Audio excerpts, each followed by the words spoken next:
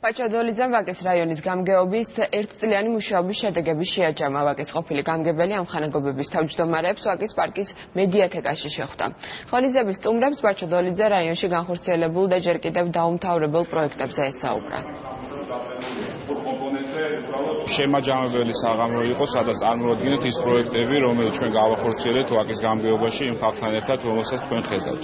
მე მინდა ყველას დიდი მადლობა გადაუხადო ყველა იმ ადამიანს, რომელიც მეხმარებოდა ამ პროექტების განხორციელებაში და მთავარი არის კიდევ ერთი რამე, რომ დასრულდეს ის პროექტები, რომელიც წარმოვიწყე. ის საქმეები, რაც მართლა გაკეთდა, მას შემდეგ რაც ეს შემადგენლობა იყო გამგეობის ხელმძღვანელი, ნამდვილად მისასალმებელია ყველანაირად, იმიტომ რომ აქ არანაირი პოლიტიკური ანგაჟირება არ არსებობდა, აქ იყო ყველა მოქალაქე, ვინც კი შედიოდა ეს ყოველგვარი პარტიულობისა და მიკერძოებელობის გარეშე, იყო აბსოლუტურად მაღალ დონეზე ყოველთვის დაკმაყოფილებული.